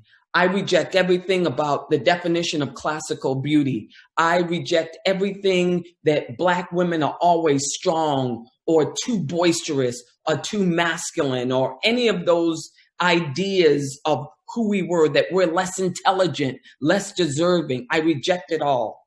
And I redefine it every single day by the choices I make in characters, by how I choose to approach the character, by how I choose to represent myself, even in private, in the room, not just on Instagram. That's why I say my entire life, listen, this speaking gig is my protest. Because otherwise I could hem and haw and I could really feed you a bunch of bull right now and tell you, and not tell you like it is. But really, at the end of the day, how it is we're still on some level being dehumanized in a nice way or not so nice way in terms of George Floyd. So that's why I say I'm always protesting. It's a requirement in our culture today. It is required that I protest every day. And of course, Brazil has had so many cases that are similar to George Floyd, and we have it all the time. So thank you for your words. Like, I'm sure a lot of people that are watching us they will resonate very strongly with each one of us. So also in regards to the Me Too movement, right, that has been so important, I think Hollywood has taken up the cause of basically sexual harassment and pay discrepancy as well. It basically has been highlighting how differently the industry treats men and women. So there is also a pay discrepancy between like Black and Caucasian actresses.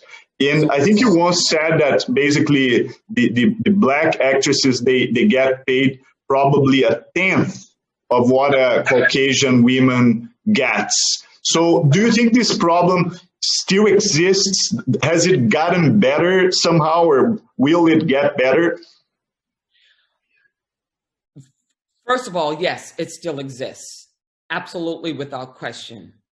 Now, has it gotten better? I always say, for me, a better question is, what is in the way of making it better? What can we do to create an environment where there can be an equal playing field? Because right now, here's the problem. The problem is with the projects, and I feel like I'm saying this in my profession because I mean, I could speak in so many different areas in my culture, okay? But the problem in our business is the kind of roles that are available in Hollywood for women of color, the kind of budgets of those projects. For instance, big tentpole movies that have a budget of $150 million to $300 million, usually 99% of the time, does not have a woman of color in the lead. Okay? Now, I know right now I could say that and people will name one or two examples or exceptions to the rule. Exceptions to the rule are not every day, okay? They're just exceptions. For the most part, a woman of color is not going to be in that movie. So that movie makes $1 billion overseas. Whoever that actress is, who is in the lead role, has then climbed to the top. So the next job she gets, she can demand a lot of money. But if you do not have the roles, piggying back to opportunity and access to opportunity, if you don't get those roles in those big tentpole movies, then you don't get that kind of pay. Your pay is based on what you did before. Now, the movies that are pushed for us are usually in lower budget movies, or they're movies that we're producing on our own. And if we're producing it on our own, if we don't have a big old white star playing opposite us, then it's going to be hard to get the money. Or you can get a big black star, but usually they're busy doing the white movies, okay? And so there lies the dilemma for us. A lot of times, we as Black women are still being cast, even in some way, we even have to be careful with the narratives that we choose, as secondary characters. You're the best friend. You're the nurse. You're the judge. You may be the comic relief. And we have to be careful because that's what causes us to just sort of always be put in the back of the bus. But also, we're so hungry for opportunity in a profession that has a 95% unemployment rate. 0.04% of our profession is famous. That's it. So getting a job is like a diamond in the rough. It's a glass of water in a desert. So you get so hungry for that role that you're not even thinking about negotiating a salary that's equal to so-and-so and such and such. And once again, going back to my life being a protest, then you got to be a hardcore negotiator in that room. And a lot of times those studio execs, these people, they're going to be very, very, very, very resistant to paying you any money because at the end of the day, you have to know your worth and you have to make them understand what your worth is. But to answer your question, no, we are not seen in society as equal, and we are not seen on screen as equal as Black women. We are still very much in a deficit in that area. It's so good to hear. Brazil has an amazing generation of Black directors and film producers right now, like people like Yasmin Tainá, Sabrina Fidalgo. It's really great. So I think your words will also resonate strongly with everything that they're doing. And basically, Viola, you have opened your own film production company, right?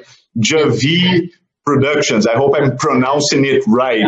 And it's an artist-driven company, which I find amazing, and it basically develops and produces independent film, television, theater. And as far as I understood, the company also aims to become a sort of a creative hub where the next generation of filmmakers and artists have the space to craft their stories, basically passing the baton, as you said, right? And would you tell us a little bit more about the idea of setting up this production company with your husband, and how did you come up with this idea, and what are your main goals right now with this very exciting company? Well, the main idea was we started Juvi Productions out of necessity. After the help, it was very, very apparent that if we did not have a production company where we were finding the narratives out there that really emphasized my talent and was not worthy of my talent, then it was not going to come from Hollywood. It just wasn't going to happen. And so we created Juvi Productions as sort of a vehicle for me, but then it became very apparent very early on that it was bigger than me. You know, it's sort of like diversifying your financial portfolio.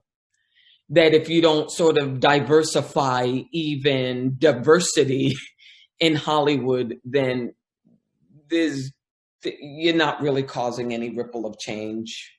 You're just not. I mean, you've got to think in terms of the whole, right?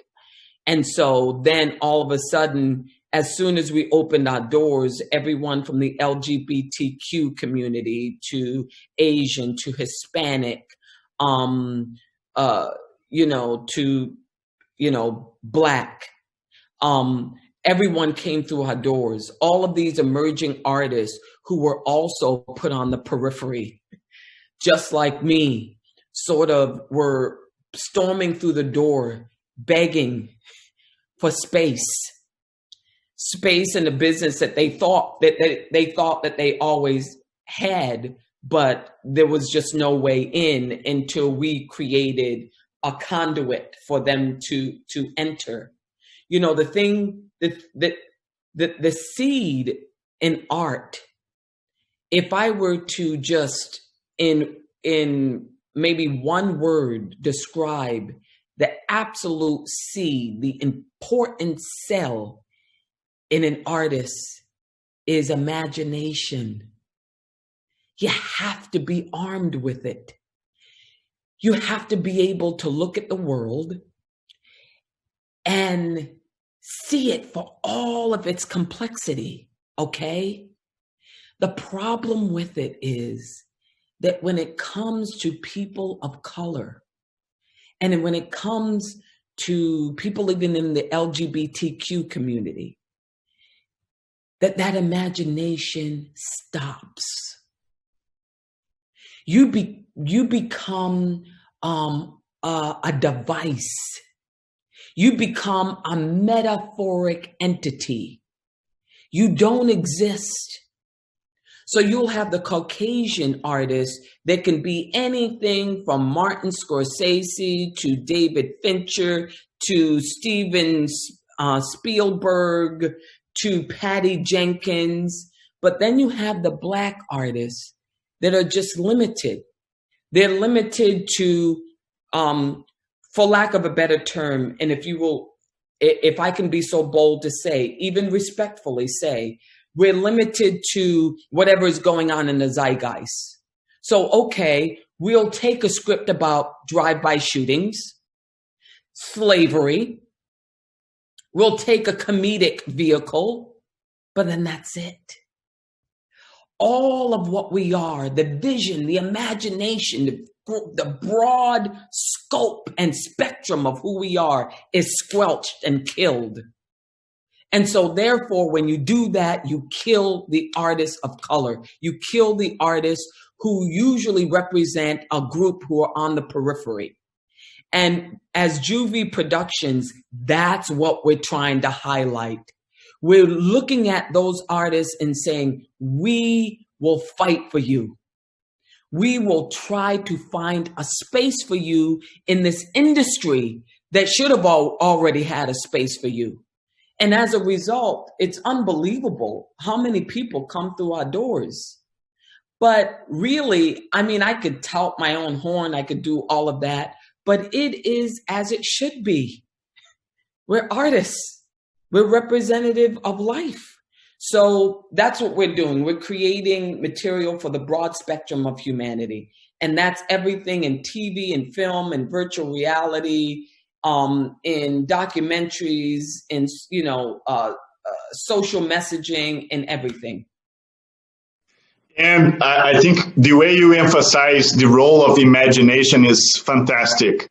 If you looked to 2019, there was not a single economist that would have been capable of predicting the year that we would be living right now, right? The pandemics, the whole thing.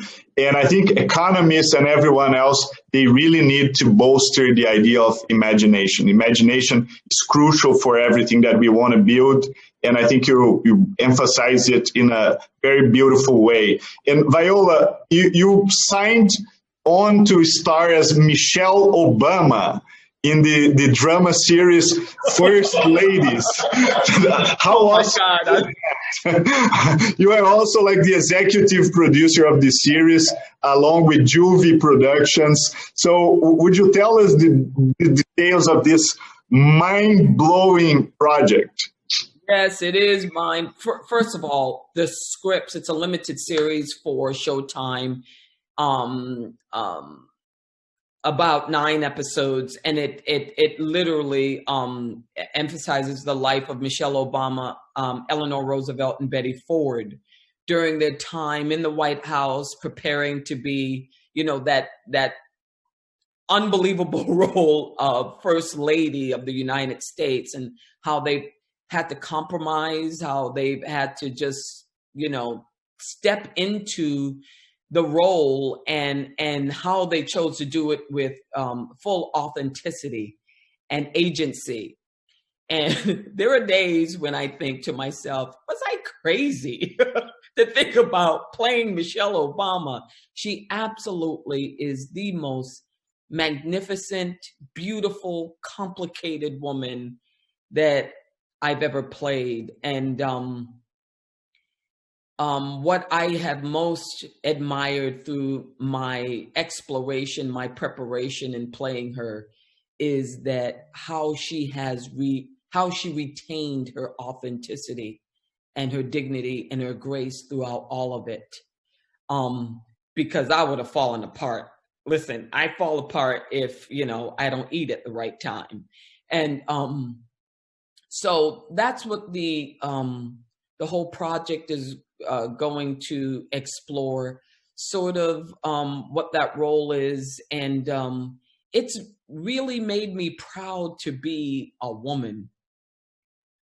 I really have to say, in just preparing, for this, because there is something absolutely phenomenal about feminine energy, vulnerability, the absolute dedication to love and growth and family and all of that, and how these women were able to really beautifully navigate the road with a lot of pitfalls. But anyway, Showtime, they were just generous enough to pick up this series. I think it's going to be phenomenal. I can't say anything else about it, but I could say this one thing. Pray for me. Pray for me. Will do. I think everything is on your side, so that's going to be amazing.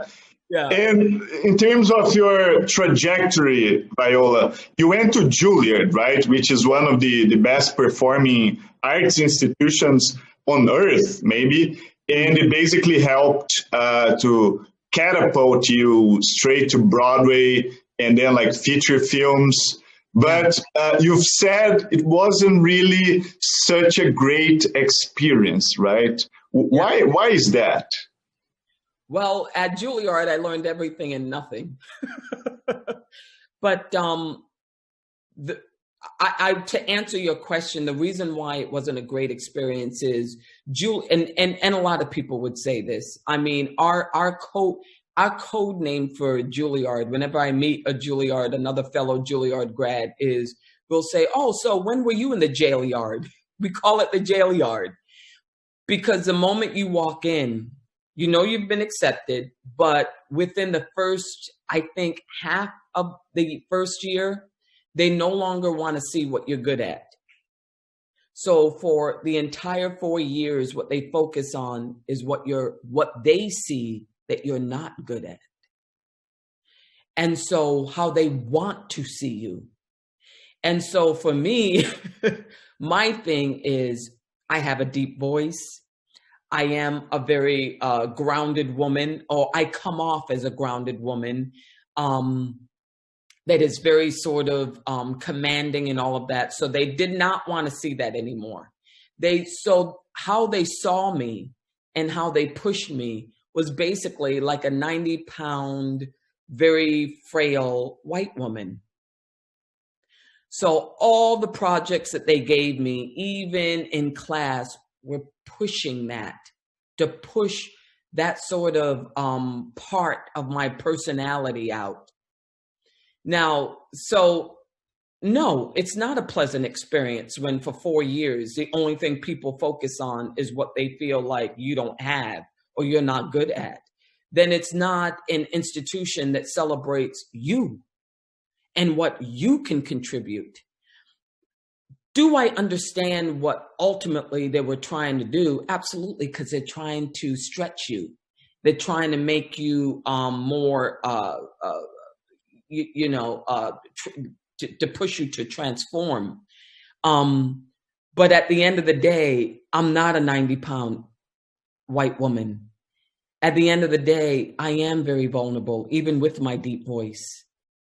I am a very shy woman, even being dark-skinned with a wide nose and big lips.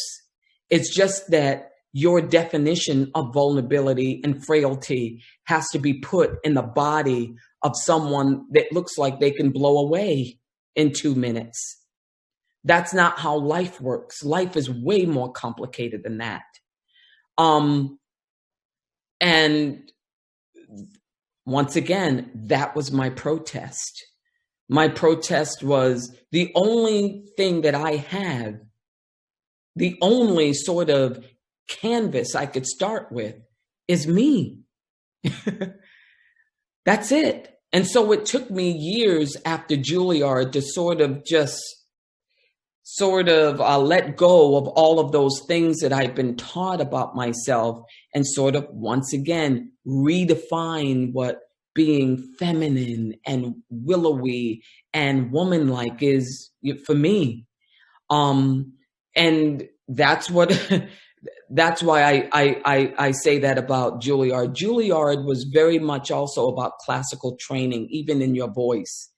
And so very much it was based in even your voice, your vocal training, in how white people speak. So if you're not speaking sort of like a British white person, then you don't have good speech. So without them knowing, or maybe knowingly, they were trying to transform you into someone who was Caucasian. So they were basically negating me. And that's very difficult to do when you're like, you really want to be an actor and you really want to fit in and you really want to belong, but they're always erasing you. That was my time at Juilliard. Oh my gosh. And I was talking with ESTHER right before our conversation about her Nobel Prize. And I told her that a friend of mine always says that you can never win a Nobel Prize if you do what other people tell you to do. Absolutely. So I would say that you can never become Viola Davis if you do what people tell you to do. So when do you think you found your own voice? When do you stop like trying to basically adhere what people wanted you to sound like? How to Get Away with Murder. And you know what? That's funny that I just said that, and I've been saying that too, but that's always a hard question for me. Because in my mind's eye, maybe my ego will say, well, I've always known I'm Viola Davis, To a certain extent, that's been true, but it really was more pronounced with How to Get Away with Murder, because they were big shoes to fill. It was my first lead role in a TV show, in really anything. And it was the first lead role that was described as sexual, as sociopathic, all of those sort of adjectives that usually are not given to women of color.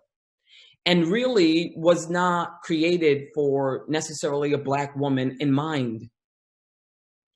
And so all of a sudden, everything that I had been taught by Juilliard, but not just Juilliard, the culture, by other things that I've seen on TV and movies, all of a sudden it was coming back to haunt me. And what it was saying to me was, you're being miscast. No one's going to believe you in this role. And actually, that's what was told to me. And not just told to me by Caucasian people, but other women, but other people of color. Because once again, we have accepted the lie that has been told to us for over 400 years. We don't even know that we've accepted the lie, which means that you're not attractive. You can't be sexual. You can't be feminine. If you're playing this role, this is how you have absolutely got to look. But once again, what happened is I knew I was stepping into the role. So I had to do two things. I had to do it and I had to make it mine. And so what I had to do was I really had to go back to my training. Sans Juilliard, which is this. I have to study life. I had to study life. And for me, life is my first image of sexuality and complexity and manipulation and just pure womanhood was my Aunt Joyce. My Aunt Joyce was over 300 pounds. Every time she came over to the house, we were so excited because we knew she was going to have the latest fashionable clothes on. She knew she was beautiful. She owned her body. She absolutely manipulated my uncle that she was married to, who thought she was God's gift to womanhood. I'm honoring those kind of women that exist that I don't see on TV, but they're there. That's what I have to channel as an actress. So what I mean by that is after I took the role, I began to say, instead of saying, why me? I started saying, why not? I have to represent womanhood out there. And womanhood is not always a size 2. They don't always walk like a supermodel. There's a difference between being sexy and sexual. We're all sexual to some extent, even if we're asexual. Okay? So that's what I have to honor. And as soon as I said that, there was something in me that was released. then I started making choices that I felt that were coming out of life, the taking off the wig, the not wearing my makeup in scenes, to picking out my fro and having the scene with Miss Tyson where she's parting my scalp and putting grease in my scalp. Those scenes that you didn't always see on primetime TV, but were very real if you cast somebody like me as Annalise Keating. And that's where I found my voice as really an artist, but also as a Black woman, of just stopping the apologies, just absolutely stopping it, and not feeling like I have to wear a mask in order for you to accept me. And I say that, and I'm going to end with this, because there was a critic out there who said, and I quote, he said that he was not going to watch How to Get Away with Murder because he didn't feel Annalise Keating was vulnerable enough and pretty enough. And I know he was white. So he said that he chose to watch Scandal instead. We have to be careful with that. That's a microaggression. And that's a microaggression that's 400 years of conditioning. Okay? And that's why I say I found my voice as Annalise Keating. I really did, because I said I'm redefining how you see the Black woman on TV, or how you see the Black woman in general. And you cannot imagine how many fans there are in Brazil about like How to Get Away with Murder. People are completely psyched about it. And this show it's amazing, because I think it has left such an amazing legacy. And Annalise Keating, as you mentioned, is this fantastic character. And I would like to maybe remind you of one scene that basically people talked a lot about it, in which the character is seen taking off her makeup and wig. And basically that steered a lot of conversation. So why do you think, and how did you insist and made that scene to be part of the show? That was the agreement I made. Like I said, I found my voice. The agreement I made is I have to take my wig off. And I know that probably in hindsight sounds like maybe a vacuous decision. Like, okay, Viola, why would you want to take your wig off? I want to take my wig off because I feel that, first of all, as women in general, when our face is not beat and we don't have the hair and we don't have the size, then somehow people don't validate us. They don't. If you're not pretty, you have no value. It's sort of like they do with men. If you're not making money as a man, then you have no value. Well, with women, it's our looks. That's how they choose to erase us. When at the end of the day, that's not who we are. It's just not. And that's how I saw primetime television. It's got a certain glossiness of look, but it's not revelatory in terms of human experience. And it could be. It could be, I don't know, what All in the Family was in the 70s, where Edith Bunker, in this 30-minute comedy show, Norman Lear chose to do one show where Edith Bunker gets sexually assaulted. And all of a sudden it shined a light on women and sexual assault. And this was in the mid-70s. And so my thing is, if I take the wig off and I take the makeup off and you see me in that one instance, then as a writer, and this was in the first season, as a writer, you have to deal with that woman right there. You have to deal with the woman who doesn't have the wig on, who at the end of the day just is. And so it forces you to write more in a way that's more complicated, that explores our mess, explores our inconsistencies, explores our unlikability, explores the woman who maybe to the masses may not be considered cute, but that doesn't mean she is not still demanding space and shouldn't be written for. So that's why I chose to take the wig off. And also, I'm not going to make myself look too good. A part of that also was ego, because I just want to do something different. I just want to do something different.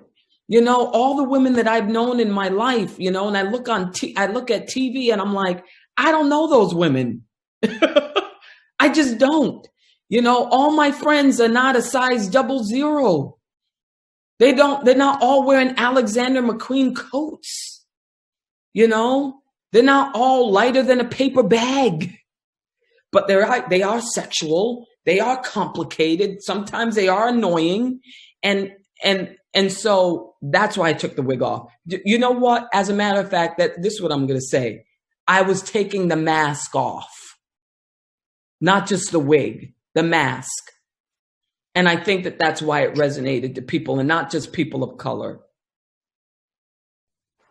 Oh, yeah, that's so powerful. We're almost heading to the end, but I wanted to talk about your next movie, Ma Rainey's Black Bottom. And it's fantastic because it's adapted from the 1984 August Wilson play, and basically by the director George C. Wolfe and the screenwriter Ruben Santiago Hudson. Yeah. And if I get it right, we'll be able to watch it on Netflix on December 18th, right? Yes. So what can we expect out of it? It sounds very exciting to me, Viola. You can expect to be transported back to time to 1927. I keep saying 1924. I don't know why, but it's 1927. You will be transported. You were going to see terrific performances. Coleman Domingo, Michael Potts, Dusan Brown, Jeremy Shamos, Taylor Page. I mean, and the great Chadwick Boseman, Glenn Turman, John Conan. I mean, you're going to see terrific performances, terrific direction, terrific music by Branford Marsalis. You're going to see a great piece of art, but also you are going to spend time with people of color in 1927. You're going to see how we interact. You're going to see how funny we are. You're going to see how the past and trauma sometimes gets in the way of our vision and dreams. You're going to spend time with our pathology.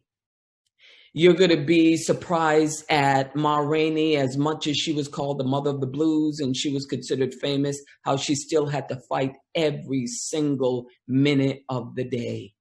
You're going to be introduced to the beautiful, awesome language of August Wilson. That's what you're going to see. It was a joy to be a part of it. Absolutely.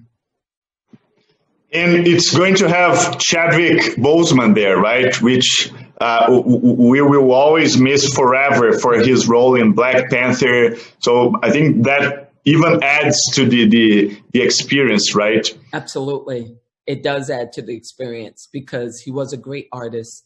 And, you know, we talk about legacy. That is his legacy. And I think that people sometimes have a tendency to downplay our art as people of color. That's why he had great books like Shakespeare and Sable that was written to emphasize Black people did do Shakespeare and they did it well. And Chadwick Boseman is someone who existed in a space where he did it beautifully. And he should take his position on side by side with the greatest actors of his generation.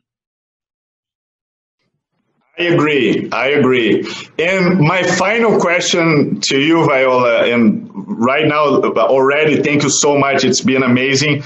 But I wanted to ask you, what are your feelings about the upcoming U.S. elections? You know, there's so much at stake. So I so much want to hear from you. How do you feel about it? I have my good days and my bad days. I do. I think today is a good day, though. I'm very hopeful about this election because I think that people, because of the pandemic, because Black Lives Matter, George Floyd, Ahmaud Arbery, Breonna Taylor, because now that we are hunkering down, we literally see the country for what it absolutely is. It's like James Baldwin says, because I love my country, I reserve the right to criticize it. Okay? I think that people are understanding that absolutely change is necessary. And there is no change without absolute commitment and cost. And I think that's why you're going to see droves of people coming out to vote. That now we understand that that's our only power. And we have to start the slow progress of dismantling so many areas of policies in this country that has prevented people from experiencing that good life that was promised to them. Okay? And it's time that people understand that our elected officials work for us, not the other way around. That's how I feel about this upcoming election. I'm praying for a good outcome. I really am.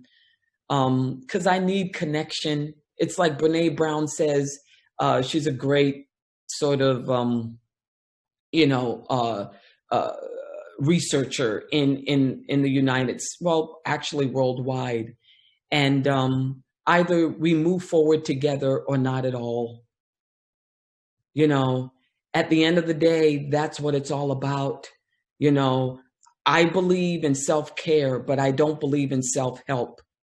And people of color, people who are the 46 million poor, 85% of the people in the United States make $60,000 or less. Half of the people in the United States make $30,000 a year or less.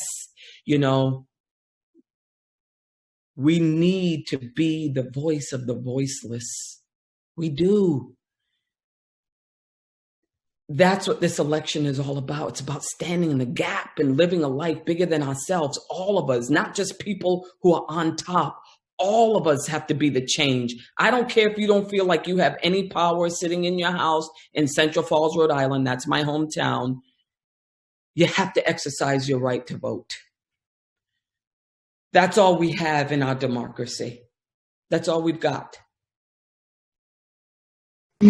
Wow. So we're coming to the end of our conversation. It's amazing. Like, I think we've been in great company with Toni Morrison, James Baldwin, August Wilson, and so many other talented people and so many powerful ideas. So Viola, I have to thank you so much. Thank you. And you can be certain your words will have like a very profound impact to everyone that has been watching and everyone here in Brazil. Like, they are much needed. Thank you so much and congratulations on such an amazing trajectory. It's really great to have you here with you. And I'm not going to miss your new movie on December 18th on Netflix. So thank you so much. Thank you. Thank you, Brazil. Pessoal, que maravilha, né? Espero que vocês tenham tido uma experiência tão profunda, interessante e provocadora, né? Como foi a conversa com a ESTHER e com a Viola. E a gente está chegando ao final do nosso programa. Deu para ver que o conjunto de ideias, né, trazidas pelos nossos convidados e especificamente as nossas convidadas, né, é de fato uma contribuição imensa para a gente refletir um pouco sobre a condição humana, né, e sobre o futuro que nos espera. E essa é a missão do Cidadão Global, né? Como eu falei no início, a gente teve já aqui Barack Obama, Yuval Harari, Jared Diamond, que eu tive também a honra de entrevistar o ano passado. Eu espero que todo mundo tenha curtido e que, antes de ir, eu queria só pedir para que vocês respondam a pesquisa de satisfação acessando o código QR que vai aparecer aqui na tela. Então, por favor, seu feedback é extremamente importante. Diz para a gente o que você achou do evento. E, pessoal, desde já me despeço. Um forte abraço para todo mundo. Obrigado ao Santander, Valor Econômico e todo mundo que participou aqui da organização. E vejo todos e todas novamente no ano que vem. Grande abraço.